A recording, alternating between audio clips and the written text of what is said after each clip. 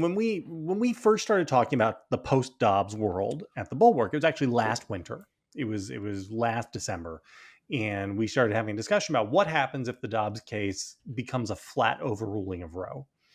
And I initially said, I think this could, really shake up the Etch-a-Sketch and redraw everything for the midterms.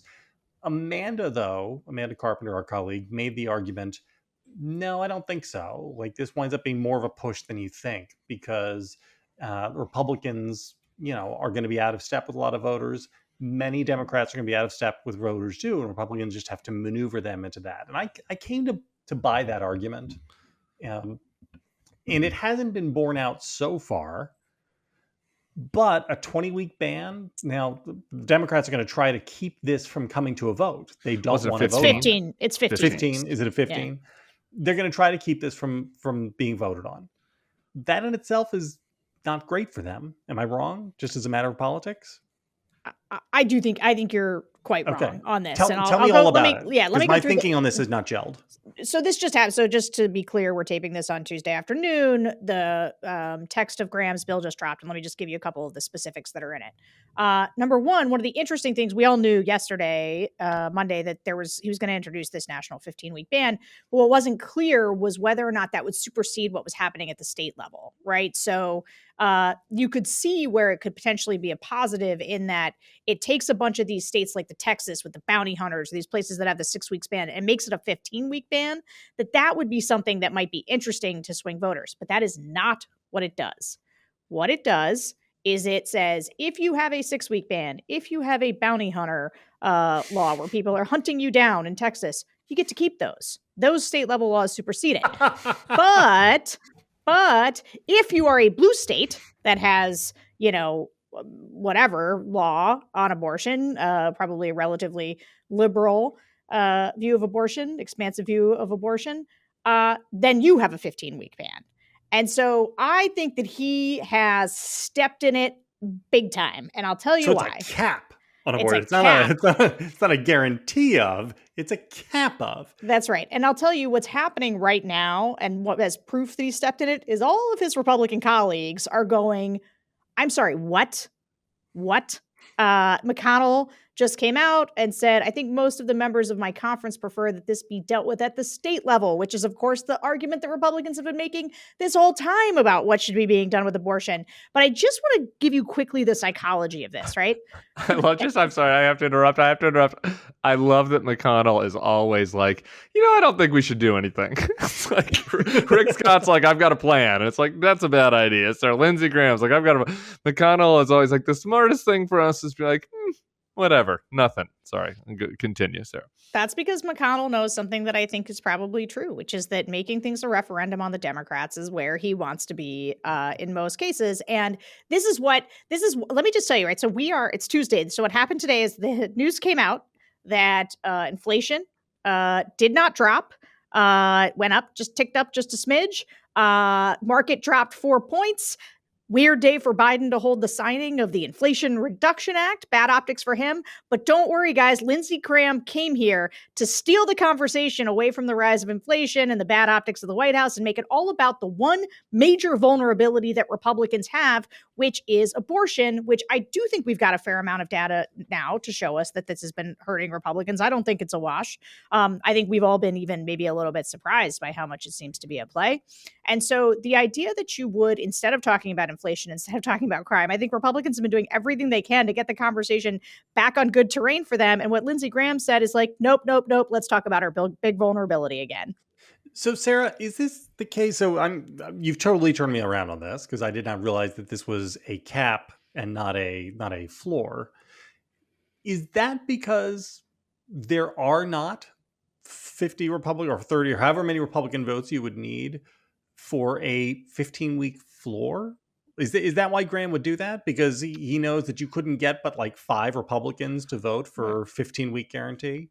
Well, which is, again, where most of the country is, right? I'm sure Tim wants to jump in on this, but I just, like, Lindsey Graham, like the 15-week thing with the some extent, like, he split the Republicans. He's managed to. So, first of all, Schumer's never going to bring this to the floor anyway, but, like, He managed to split the Republicans and make it about them, which is what Republicans have done on this the whole time, which is why this whole election has turned into a referendum on them in a way that nobody anticipated. Sorry, Tim. No, don't apologize. You did a great job of not interrupting me for that whole thing. Oh, I did interrupt one time, and I do want an acknowledgement because you took all my points, and I was very excited about them, and I kept running to chime in and say, and another thing, and I agree, and another thing, and I was a good boy.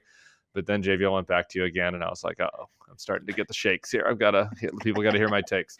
Yeah. To JVL's direct question, well, for starters, all of the Republicans who are in states with lower threshold, or however you want to say it, but with more restrictive thresholds, those senators can't vote for it, right? So you automatically, for example, lose, Hall, both Missouri senators. You automatically lose Cornyn and Cruz. You automatically lose. You can just kind of go through the list of the southern states. Oklahoma, So right? Yeah, Louisiana. right. Yeah. So I mean, for that, with that in mind, that really lowers the number of Republican seats that are even gettable. And then who knows kind of what does a Ron Johnson do, right? Like into people that are in elections. So Lindsey really has a tiny potential of people that would, be gettable for a popular bill, which I agree with you. I don't know. 15 is a little tight. I think that 20 would be a really safe place if it was a federal ban that superseded. I think that would be a good place for Republicans to be. We're going to setting aside the merits, and I think that would have been a popular place and would have been a winner. But that's not what this is.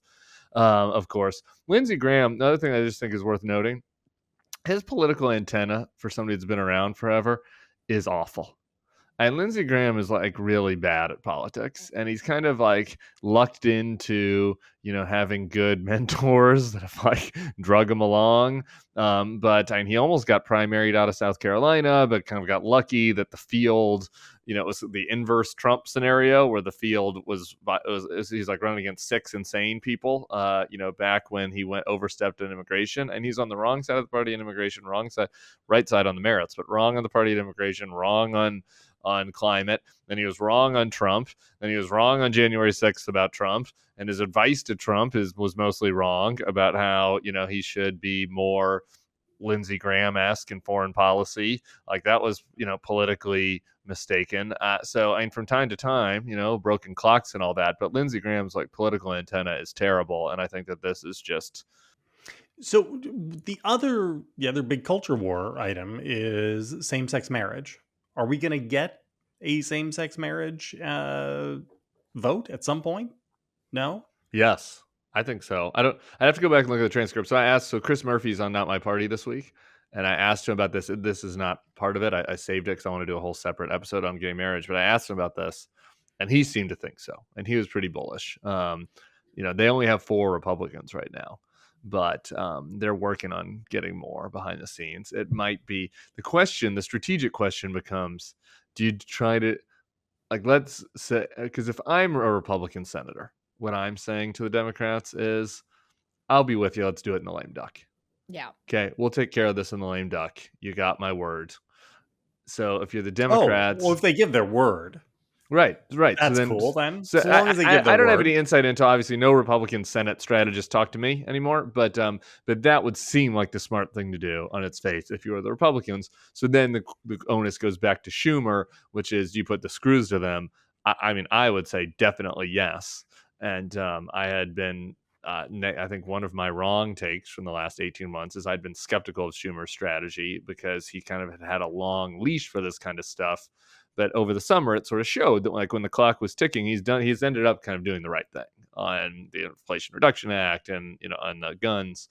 So I would say that they should put the screws to him because this is, the Republicans couldn't be in a worse place, the Republican Senate candidates. Particularly, I don't think this is going to be the make or break issue for Marco and Ron Johnson, but why wouldn't you put Marco and Ron Johnson in a shitty spot, going into the midterms?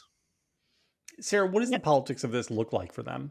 Yeah, well, you and I were talking about this on the Secret Pod, where I couldn't come up with many names of other Republicans that they could get, but the offense play on this, the politics of it is clear. And one of the things that I keep trying to explain to any reporter, we talk about it sometimes, who wants to isolate any given issue, and they're like, is democracy going to make a difference? Will gay marriage make a difference? And, how will abortion make a difference? And what difference will it make?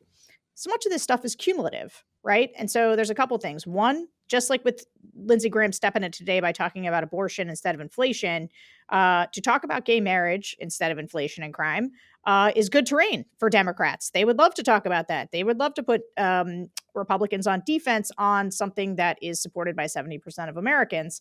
And every day they're talking about things like that, and not inflation and crime are good days for Democrats. The only thing about it that I guess I'm not sure about is like real people's lives are at stake, or real people have. I mean, I have a stake in this. I would like them to pass this federally, and so not doing it for political reasons to have sort of like an offensive show vote. There is something about that like rubs me a bit the wrong way. But the fact is, when I say cumulative, part of what I mean is with abortion, right? The whole point is between the candidate quality and the extreme nature of the candidates, their extreme positions on abortion, and then you throw gay marriage in there, you can make a cumulative case about how out of step and extreme these people are. And as that case mounts, I think the better position Democrats are in.